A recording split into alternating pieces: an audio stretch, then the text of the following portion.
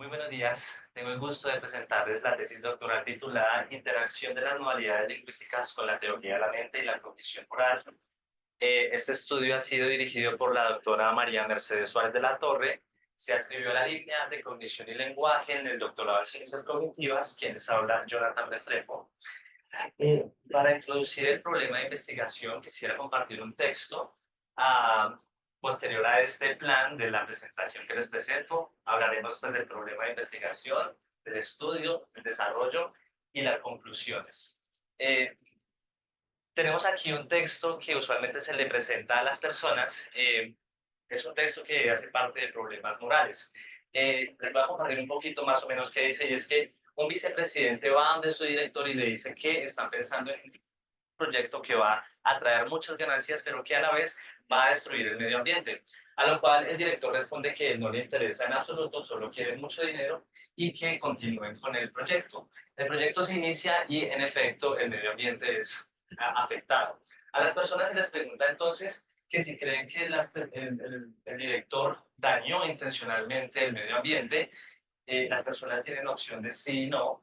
Adicionalmente, a las personas también se les comparte una segunda viñeta, un segundo escenario. Es cuasi idéntico, solo que en este caso ya no es deteriorar el medio ambiente, sino ayudar al medio ambiente. Cuando a las personas se les pregunta si creen que el director ayuda intencionalmente al medio ambiente, pues las personas tienen la posibilidad de decir sí o no. Resulta que la revisión de la literatura ha evidenciado que hay una asimetría. Las personas tienden a juzgar negativamente el hecho de dañar el medio ambiente y tampoco reconocen la intencionalidad del director para ayudar al medio ambiente. Allí hay entonces una asimetría que, al tener un contenido lingüístico, hablarnos de intencionalidad, de aspectos de moral, nos invita a ver este efecto no, que es una asimetría. Veamos la asimetría en más detalle.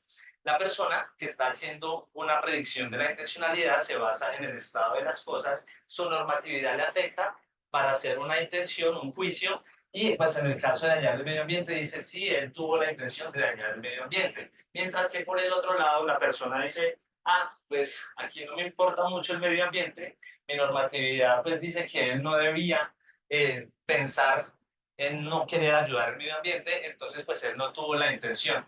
Esta es gráficamente la asimetría, se conoce como el efecto no. Vemos que está inmiscuido la normatividad de la persona, la responsabilidad moral, la teoría de la mente y un aspecto lingüístico que se conoce como modalidad. Este escenario nos invita entonces a estudiar el problema desde un prisma, desde las ciencias cognitivas, desde tercera generación, el paradigma dinámico, más específicamente desde la lingüística cognitiva, cuyo objeto de estudio es la relación entre el lenguaje, la mente y la experiencia sociofísica de las personas. Dentro de este dominio encontramos un tema, una temática que es la modalidad. Se define como la validación e invalidación de las representaciones mentales, o dicho de otra manera, aquello que se le debe agregar a las representaciones mentales para que haya constitución de juicios. Allí entonces hacemos una diferencia entre lo que se conoce modalidad como sentido estrecho de validez o actitud.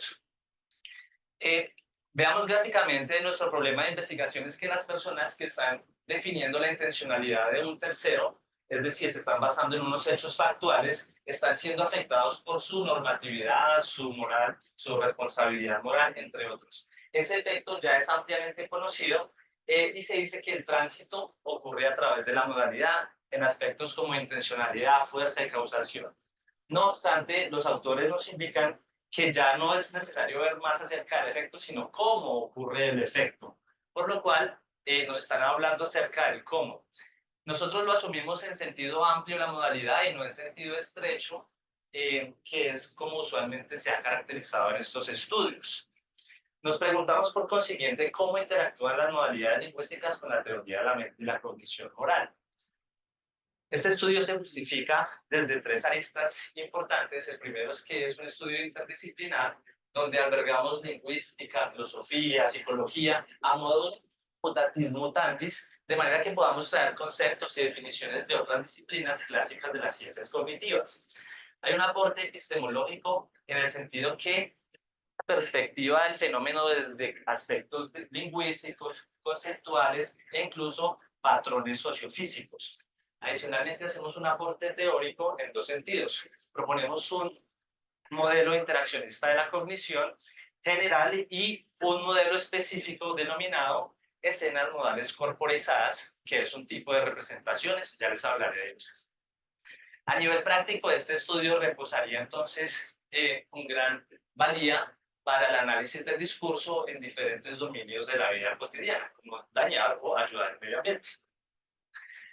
Nuestros objetivos son los siguientes: general, comprender la interacción de las modalidades lingüísticas con teoría de la mente y cognición moral, para lo cual ha sido necesario entonces caracterizar tres sistemas: el lingüístico, el cognitivo y el social, que emergen en el marco de teoría de la mente y cognición moral. Asimismo, comprender la estructura, la función y el funcionamiento de las modalidades en el marco de referencia ya estipulado. Nuestro referente teórico se basa en tres aristas importantes. El primero es el de las modalidades lingüísticas, que se define a través de unos parámetros específicos y categorizan seis categorías de modalidades. La primera, que es la ética de la realidad objetiva, lo epistémico de la realidad subjetiva, lo deóntico de la obligación, lo volitivo de la intención, lo apreciativo de lo deseable e indeseable, lo axiológico de lo punible o lo censurable. Asimismo, las modalidades se han trabajado ampliamente en el dominio de la cognición social, y allí encontramos unos emparejamientos de teoría de la mente y cognición moral. Esto estipulado en la teoría de ciencias cognitivas de tercera generación. Estos son pues unos emparejamientos que ya están estipulados. Y finalmente, la dimensión de la mente corporizada, la cual nos habla acerca de la abstracción de los patrones sociofísicos que llevamos a la mente, en tanto que representaciones mentales. A eso se le conoce pues como la mente corporizada, y nuestra experiencia diaria está generando constantemente patrones que internalizamos a nivel de abstracción. Este es un nivel de la cognición corporizada. En cuanto a la metodología, ese estudio tuvo un subparadigma cognitivo-funcional de enfoque comprensivo, que recolectó información cualitativa para describirla y analizarla. El diseño etnometodológico, participaron 13 adultos de la ciudad de Armenia, y la unidad de análisis fueron las predicaciones de estas personas. Por predicaciones entendemos la relación de un sujeto con sus enunciados, sus predicados, lo que se conoce como oraciones, proposiciones en otras especialidades. Tuvimos unos criterios de inclusión. Estipulamos, basados también en la literatura, que las personas tuvieran entre 20 y 30 años, que fueran estudiantes universitarios, que aceptaran participar en el estudio, informaran estar bien en cuestiones de salud y en cuestiones legales, que la temática les fuera familiar y que fueran de nacionalidad colombiana. Este estudio tuvo el aval institucional del Comité de Bioética y asimismo el del Comité de Currículo en las actas que ustedes ven en pantalla. Vamos a profundizar un poquito en el diseño metodológico, que ocurrió en tres momentos. El primero fue el suministro del problema moral a los participantes 13, el cual ellos pues leían las dos viñetas y respondían durante 5 minutos. El segundo momento constó de una intervención, una entrevista individual, en el cual el investigador preguntaba a las personas por qué habían tomado una u otra decisión en el primer escenario, mientras que las otras personas estaban en una actividad de control. Finalmente, se realizaron 4 grupos focales, a través de los cuales ya profundizábamos mucho más en las decisiones que motivaban la primera decisión de dañar el medio ambiente, cuidar el medio ambiente, y la intencionalidad del director frente a ello.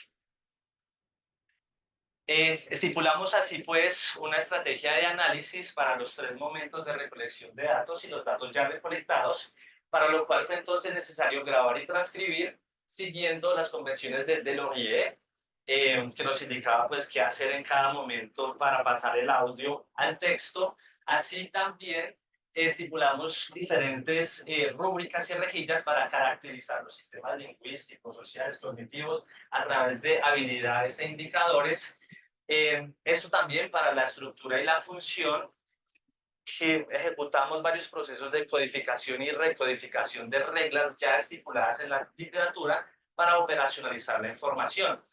Entre otras, hicimos un modelamiento de las representaciones mentales a partir de esas predicaciones que se definen como patrones corporizados o constantes. Y bueno, esta información fue triangulada, como es debido desde la teoría, la literatura y nuestros datos.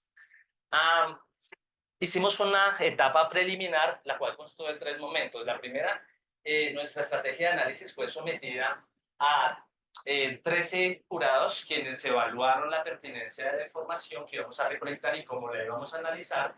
Tuvimos un promedio de 4.66 en una escala de 0 a 5, válido para aplicar, y aplicamos un acuerdo entre jurados que nos dio justo y ligero. Se explica porque pues al haber 13 participantes de jurados, pues había mucho más divergencia en las respuestas. En cuanto al estudio piloto, llevamos 3 para definir quién la población que mejor podía participar frente a los escenarios que se les iba a presentar a las personas, y lo cual nos llevó a la definición de una población, de unos participantes específicos, y es que necesitábamos verificar que ellos tuvieran las máximas de cooperación, que acertadamente, que hicieran su trabajo individual, etcétera, etcétera. Pasando entonces a los resultados, pasaremos a ver caracterización de los sistemas, estructura, función y funcionamiento de cada una de las fases del estudio. Empezamos entonces con la caracterización del problema moral. Vemos que el texto que se le suministra a las personas es de tipología narrativa,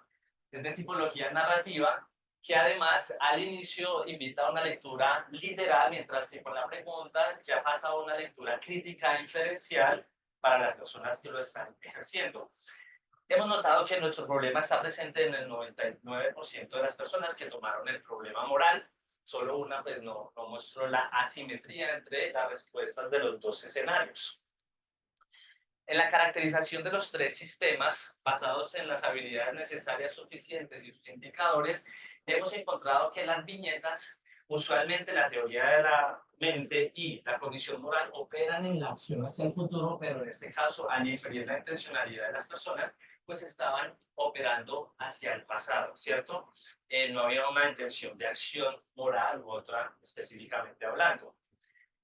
Para la estructura y la función definimos diferentes niveles para la codificación y la recodificación, para extraer las reglas de las teorías estudiadas, reglas de entrada, reglas de salida y reglas combinadas. A partir de estas reglas hemos definido codificaciones de los parámetros de modalidades y de las categorías de las modalidades. Vemos un ejemplo de codificación en diferentes colores para un axioma o una regla ya estipulada en la teoría. Allí vemos en pantalla cómo operacionalizamos la información a través de cada uno de los parámetros, las predicaciones, hasta llegar a un tipo de juicio sobresaliente, así como una modalidad. Cada una de esas casillas fue pues operacionalizada para las predicaciones. Veamos un ejemplo de un extracto del dilema moral, y es que aquí se divide en predicaciones, unidades completas de sentido, se aplican las reglas, X es donde no hubo reglas, y podemos empezar a encontrar la representatividad de las reglas que están operando allí para definir los parámetros de modalidad, teoría del ambiente y condición moral. Ya, entonces, como sabemos que los marcadores interactúan entre sí, tendríamos que definir a partir de esas reglas una modalidad sobresaliente que nos dijera qué tipo de información estaba representando cada viñeta.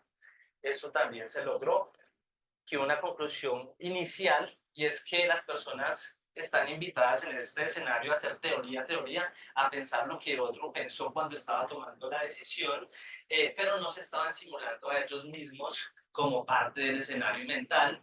Encontramos también que el texto, que se suponía que era descriptivo y factual, contiene marcadores axiológicos, apreciativos y volitivos, aspectos muy importantes en la moral. Esto se logró a través de diferentes capas y de diferentes reglas y codificaciones.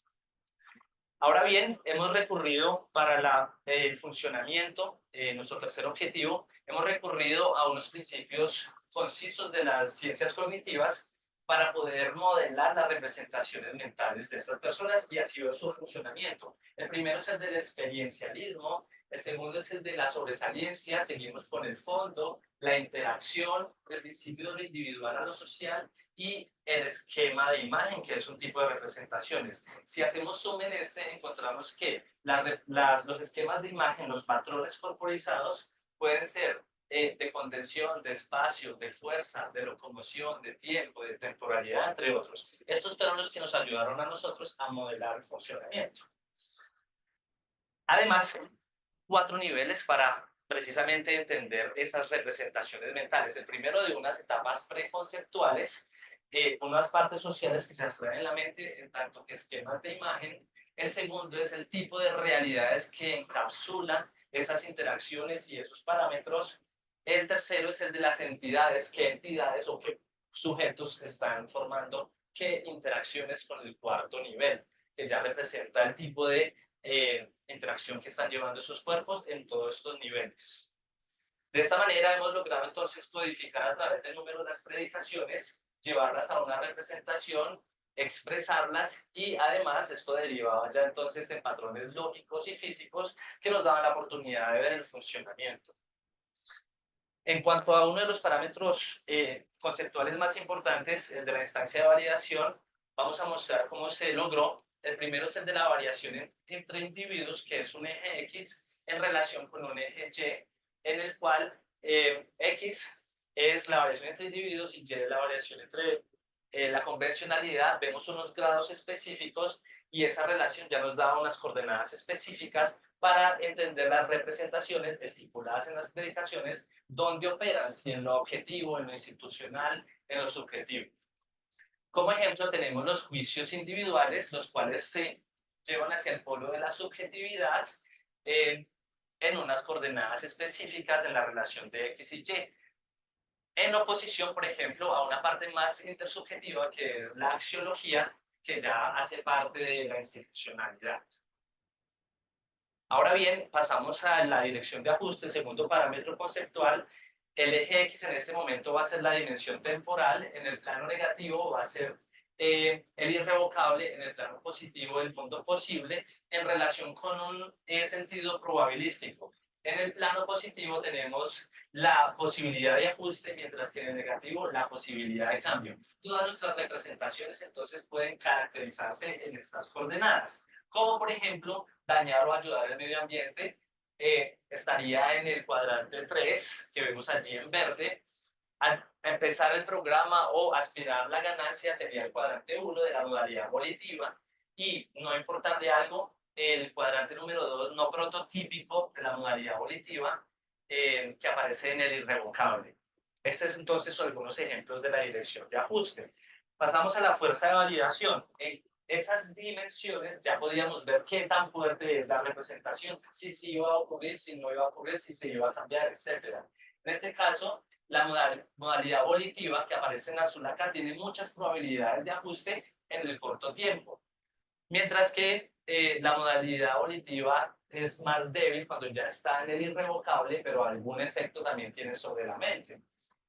La modalidad axiológica, que ya es un poquito también el irrevocable, débil, entre otras, vemos por consiguiente la necesidad de entender cómo es que hay dinamismo en las representaciones mentales, para lo cual la persona se abstrae a sí misma en su mente, en tanto que un esquema de imagen que tiene las siguientes características: es consciente, se puede autorregular, tiene una memoria de autorreferencia, hace teoría de la mente, tiene diferentes valencias de empatía y también dimensiones de moral. A esto se le denominó en otro estudio el esquema de imagen que abstrae a las personas y que va a operar entonces en instancia de validación y dirección de ajuste. Se expresaría desde la siguiente fórmula lógica, y esto es entonces lo que empieza a dar dinamismo para que la persona empiece a moverse a través de esos parámetros de sus representaciones mentales. Ahora bien, hemos identificado unas constantes que se encontraron básicamente con la geometría del movimiento, específicamente con lo que se denomina la kinemática, que nos hablaban importantes. El primero es el del teorema de Pitágoras para entender la dirección de los vectores y la proporción que estaría ocupando en cada uno de los esquemas, así como la relación entre distancia, tiempo y velocidad, para saber que a través de la experiencia perceptual concreta que se abstrae ya en la literatura, está estipulado, abstraemos en metros, en segundos, y no por allá en otras dimensiones que no somos capaces de experimentar, que podemos entender que la modalidad subjetiva aquí de los juicios individuales ocurriría en un tiempo más breve que lo axiológico intersubjetivo, que ya ocurriría en un tiempo diferente. Estas son entonces algunas de las constantes que fuimos identificando en los esquemas de imagen. Así también para la dirección de ajuste. Y es que al haber encontrado unas dimensiones posibles, que son las que hemos ido mostrando en amarillo, se han encontrado también unas imposibles porque dañarían las relaciones de los ejes. Allí entonces esto se explica desde la ley de entropía, que nos habla de las posibilidades o las probabilidades que tiene una cierta coordenada de ocurrir en nuestros parámetros. Hemos entonces trabajado la parte preconceptual, ahora la escena conceptual específica nos indicó lo siguiente: las predicaciones eran representadas a través de esquemas de imagen. Dañar el medio ambiente es una entidad que pierde propiedades, ayudar al medio ambiente es una entidad que gana propiedades. Esta es la única divergencia entre las dos viñetas, de resto de las otras predicaciones son exactamente iguales, a lo cual ha sido necesario agregarle un sistema epistémico para poder ver cómo estas representaciones, estas interacciones se relacionan entre el sujeto que conceptualiza su realidad inmediata, la que conoce, la que no conoce, etcétera. De allí que derive algo que se denomina en este estudio la escena modal corporizada. Vemos la interacción de los cuerpos y los diferentes tipos de realidad allí estipulada. Pasemos entonces a los macroprocesos cognitivos, y es que las personas cuando leen la información ya entonces hacen un estado epistémico de las cosas, en el cual ya teniendo la parte preconceptual, describimos ya con la cinética las interacciones de los cuerpos. Este cuerpo en dañar el medio ambiente estaría en reposo y se explicaría también a través de la ley de la conservación de la masa para tener un estado epistémico completo de las cosas, desde lo preconceptual hasta lo conceptual. Hicimos exactamente lo mismo para las otras predicaciones sobresalientes. Ayudar al medio ambiente sigue en reposo, la ley de inercia, pero esta vez ganando propiedades, no perdiéndolas, sino ganándolas.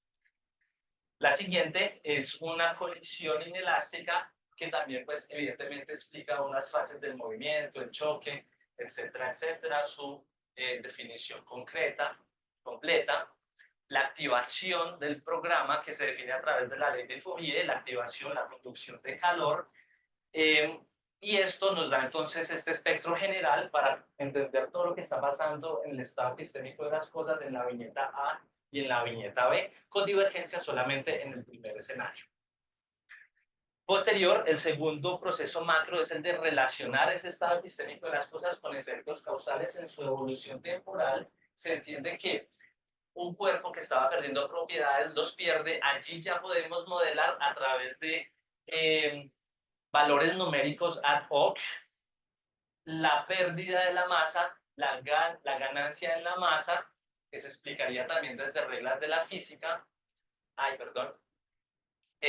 El choque, la colisión, de nuevo valores ad hoc para poder modelizar la evolución y el cambio, y las siguientes predicaciones que también fueron aplicadas a las leyes de la física. Vemos allí la integralidad de este macroproceso. Continuamos con el tercero, y es el de razonar acerca de los conceptos sobresalientes. Traemos la información desde nuestra memoria. Una persona que quería activar el programa lo activa, que quería un beneficio lo obtiene, que no le importa algo lo destruye, así para su caso homólogo. Esto se explicaría, como lo ven en pantalla, no necesariamente modelizado desde la física, lo asumimos como procesos cognitivos de relaciones causales y cualitativas, así como razonamiento probabilístico para que ocurra. No se modelizó desde nuestros patrones físicos porque no fue un nivel establecido desde el principio y que reposara en la realidad. Así que lo asumimos plenamente cognitivo. Finalmente, en la ejerción del juicio, encontramos que las personas pues, podían decir si dañó o no dañó, si ayudó, no ayudó. Dos posibilidades: un proceso dicotómico que se explica a través de la ley de Ohm de activación de circuitos. Si uno se activa, pues el otro se inhibe, básicamente. Esta es la integralidad de la primera viñeta y esta es la integralidad de la segunda viñeta. Pasamos entonces a la segunda etapa, que es la entrevista individual. Y en la entrevista individual, pues se les preguntó a las personas, ¿usted por qué respondió sí o no en las viñetas? Las personas entonces estaban sujetas a argumentar, parafrasear, responder preguntas, y de allí unos procesos cognitivos sociales como coordinar, llevar una atención conjunta, una acción conjunta, y también unos procesos cognitivos internalistas como la construcción de una representación, inferir la intencionalidad de otros, etcétera. De allí hay unas categorías específicas que emergieron como las metáforas, las intuiciones, los sentimientos, los juicios, el razonamiento. De allí que hablemos necesariamente de definición moral y no de un aspecto específico de la moral. Estas son algunas de las categorías que emergieron en nuestro plano comunicativo, desde el entrevistador hasta quien responde. Pasamos a ver en esencia que se categorizó la información, las predicaciones, aquellas donde hubiera teoría de la mente y cognición moral iban a ser objeto de estudio de análisis. Pudimos entonces pasar de alrededor de 2000 predicaciones a un número significativo de 150, reducir el corpus para ver dónde estaba nuestro fenómeno ocurriendo. Aquí vemos un ejemplo en el cual la persona pues construye una representación mental, una creencia y hace razonamiento. Este es un ejemplo de la categorización para la entrevista de uno de los participantes. Además, emergieron reglas que no estaban estipuladas en la teoría y en la revisión de la literatura. Vimos que ya cuando las personas estaban en interacción, ahora sí se simulaban a sí mismos mentalmente. Decían, por ejemplo, si yo fuera el presidente, pues yo no hubiera hecho eso, yo no quisiera la ganancia. De manera que allí el plano representacional involucraba a ellos mismos. Esto se explica entonces con una regla emergente de teorizarse a uno mismo, meta-representarse. Allí algunos ejemplos que ustedes pueden ir visualizando en pantalla. También para el juicio moral, como hablábamos de la temporalidad, veíamos que operaría entonces también con aspectos descriptivos del pasado y finalmente unas metáforas morales que nos decían que la experiencia sociofísica de la persona como limpieza puede ser ahora pureza. Sí, las personas también operan mucho a través de la metáfora moral. Son categorías que emergieron y que se codificaron en tanto que nuevas reglas. Allí algunos ejemplos. Los, eh, los parámetros específicos de la modalidad, que son 9, y de donde derivan las categorías de las modalidades, nos brindaron también bastante información. El primero es el de la marcación. La modalidad está no solamente en los marcadores, sino también inferida, como vemos allí, desde el nivel lingüístico, cognitivo y social. Eh, en cuanto a la temporalidad, la entrevista es bastante hipotética, no es necesariamente factual, vemos allí unos tiempos divergentes. La relatividad nos indica que la persona ya no se enfoca en marcadores, sino en el discurso como tal. Asimismo, las personas ya podían comprometerse con su enunciado, alejarse, eh, tener muchas estrategias para poder acertar información frente a dañar el medio ambiente. Vemos allí entonces consentimiento, responsabilidad, neutralidad. La relación de esos marcadores ya no estaba como en la modalidad estrecha, el marcador, en los verbos modales, sino en la relación de la predicación y la relación entre las predicaciones. Esto nos indica que el alcance lógico de las modalidades vamos mucho más allá de operadores, de marcadores concretos, a nivel incluso del discurso.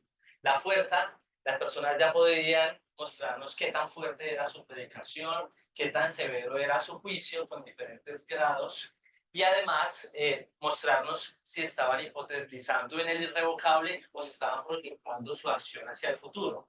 En la instancia de validación ya vimos los polos específicos en los parámetros. Quisiéramos profundizar en IDF, que son los conceptuales en este momento.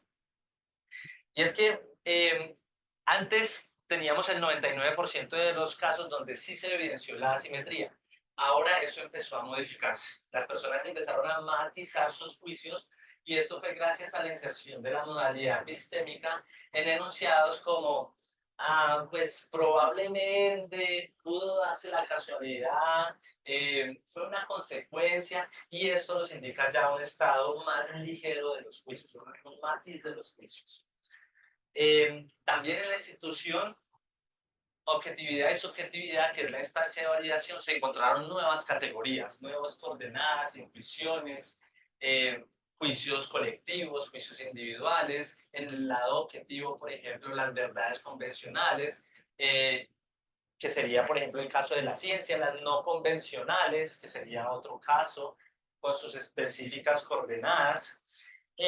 La dirección de ajuste, como ya era un discurso, nos hablaba de lo hipotético, lo posible, etcétera. La modalidad dialéctica que describe el mundo ya no lo estaba necesariamente describiendo. Ahora también hay constructos del irrevocable que se convierten en prescriptivos en el futuro, ¿cierto? Como que el agua hierve a 100 grados, pues mañana también va a hervir a 100 grados. Entonces ya identificamos unas direcciones de ajuste típicas en azul y no prototípicas o no típicas en naranja para la modalidad ética, la epistémica, la apreciativa, la axiológica. Llama bastante la atención que para la modalidad deóntica y la volitiva el valor prototípico y el no prototípico se invierte.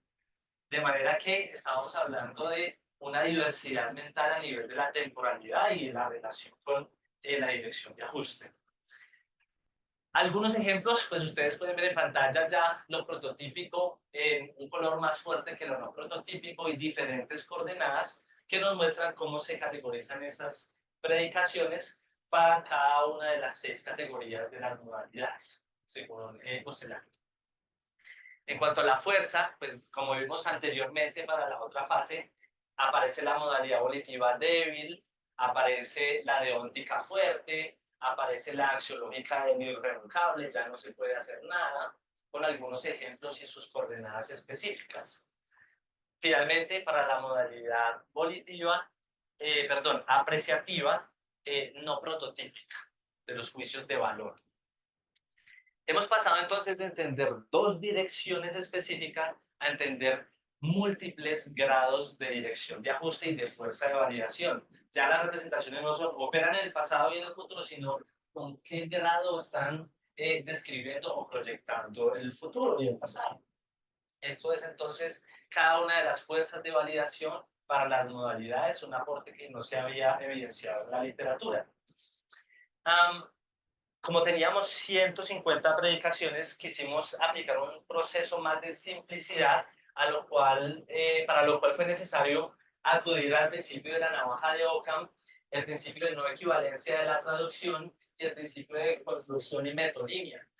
Por consiguiente, las frases sobresalientes de dañar el medio ambiente, no dañarlo, no importarle algo, aspirar la ganancia y empezar el programa, que en el discurso se mostraban con predicaciones muy elaboradas, pues fueron categorizados bajo nuestros 5 enunciados de sobresaliencia.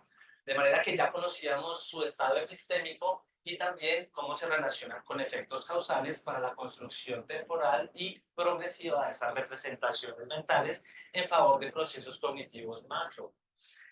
Llama bastante la atención que en la entrevista, como ya había inserción de las personas, pues nuevas interacciones de esas entidades y de esos patrones tuvieron que ser caracterizadas a través de leyes de la física, en este caso desde la colisión elástica, donde un cuerpo involucra a otro a hacer algo, ¿cierto? No, es que él estaba obligado a hacer tal cosa, pues porque él era el presidente, tenía que implementar el proyecto, por ejemplo. En los juicios ya las personas no estaban sometidas a sí y no, sino que había muchas más posibilidades. Las personas empezaron a matizar y encontramos diferentes mundos posibles donde la persona decía, bueno, es probable o eso no está determinado, indeterminado. Esto se explica nuevamente desde la ley de Ohm de circuitos, de activación de circuitos. Si se activa uno, se inhiben los otros en estos círculos concéntricos que ustedes ven. Ahora bien, esta es entonces la integralidad que se va afianzando y que ya habíamos visto en la fase preliminar a esta. Para cada una de las viñetas, es una elaboración propia. Y nuestra etapa 3, que era la de los grupos focales, nos dio una diversidad. Es que las personas ya no estaban interactuando libremente, no estaban cooperando, su atención era diversa y a como una persona empezaba a dar un juicio, otra lo interrumpía, de manera que no pudimos categorizar específicamente la unidad de análisis y por consiguiente la etapa 3, en la parte B y C de estructura, función y funcionamiento no fueron cumplidas a cabalidad en esta etapa. En cuanto a la discusión, hemos visto que este estudio ha aportado un estudio empírico de la cuestión, hemos codificado y recodificado por capas reglas para poder entender modalidad, teoría de la mente y cognición moral. La modalidad no se entiende entonces en sentido estrecho, sino en sentido amplio, desde lo social, lo cognitivo y lo lingüístico. Este es un nivel de profundidad mayor, el cual nos da la oportunidad de entender que la modalidad evidentemente puede estar en marcadores, pero también en predicaciones, en el discurso, con la inserción de procesos sociocognitivos. Esto basado en principios de las ciencias cognitivas. El problema, las viñetas morales indican aspectos volitivos y axiológicos, no necesariamente descriptivos, concretos, específicamente, lo cual tiene una réplica en la intencionalidad, ¿cierto? En definir la intencionalidad de otro. Bien, en cuanto a la discusión pensar, pues allí hemos entendido cómo los parámetros específicos de la modalidad pasan a convertirse a través de la inserción de símbolos en modalidades que interactúan a nivel de las predicaciones. Eso es entonces el encuentro entre los conceptos y los símbolos a nivel mental.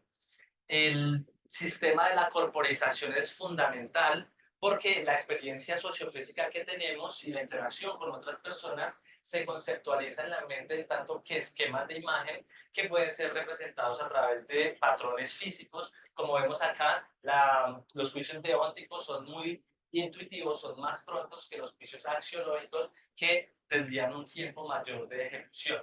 También hemos identificado que un principio clave de la biología, que es la activación y la inhibición, ocurren en cuanto a nivel representacional. Por otra parte, nos atrevemos a postular el siguiente modelo representacional corporizado, denominado escenas modales corporales, que consta de tres momentos específicos. Primero, la creación de un estado epistémico de las cosas, donde los principios de la corporización están presentes en esa percepción. Pasamos de un estado preconceptual, instancia de validación, dirección, fuerza, a un estado conceptual en las escenas, las cuales se vuelven comunicables a través del encuentro con los símbolos. Esas escenas se encuentran con los símbolos y se vuelven comunicables intersubjetivas, y definimos entonces la escena modal corporizada concretamente. También hemos podido definir nuestro objeto de estudio en un plano comunicativo e interactivo justo a la interfaz de lo físico, lo mental, lo objetivo, lo subjetivo, lo internalista y lo externalista, diferente a otras posturas categóricas e incluso eliminativistas. Sí, señora. De esta manera, entonces, entendemos que el efecto Nobel, la simetría de las viñetas que da nacimiento al problema de investigación, en donde está la parte cognitiva individual y social de las personas, no se podría explicar necesaria, entender y comprender, en el sentido de Paul Ricoeur, comprender y entender a profundidad a una explicación del fenómeno exclusivamente desde una disciplina concreta, sino que debería verse desde la interfaz de las ciencias cognitivas, viajando o sumergiéndonos a la parte preconceptual, pasando por las escenas y derivando en procesos ya macros como las relaciones cualitativas, causales, el juicio probabilístico, la ejerción del juicio, entre otras, lo cual pues hemos modelado a través de la geometría, la física y unos aspectos cognitivos que denominamos puros. Como conclusiones, entonces, hemos encontrado que la interacción de las modalidades con teoría de la mente y cognición moral ocurre a través de procesos corporizados sociocognitivos, por lo cual la modalidad, entonces la validación de las representaciones es también corporizada, y lo son también en gran medida la teoría de la mente y la cognición moral. Asimismo, la cognición externalista y la cognición internalista están ampliamente encontradas a favor de la representación y los procesos cognitivos. Entendemos que los juicios sobre la intencionalidad de otros se ven alterados por nuestra normatividad, por nuestras intuiciones, nuestros sentimientos, nuestros constructos morales, la normatividad, etc. Y eso es lo que hace que ocurran juicios deontológicos, como lo dice Joshua Green, prontos, rápidos, casi que inmediatos, y que los juicios utilitaristas ya son consensuados, comunicativos, más lentos, a nivel del procesamiento. Entonces, la conversación es fundamental para hablar de problemas morales y la toma de decisiones morales específicamente en problemas cotidianos como dañar o cuidar el medio ambiente. El efecto no ocurre entonces a través de la duración del procesamiento de los procesos cognitivos, unos que toman más tiempo que otros y dan la oportunidad de pensar y matizar o no los juicios sobre la intencionalidad de otros. Esto entonces nos habla de activación de intuiciones en diferencia de la activación de axiología, de la intersubjetividad, etc.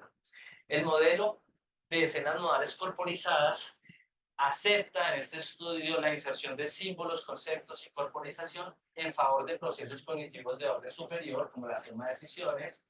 Y finalmente, decimos que hablar de escenas modales corporizadas, predicaciones, patrones sociofísicos, es básicamente hablar del mismo fenómeno desde una perspectiva diferente en la interacción de teoría de la mente y cognición moral.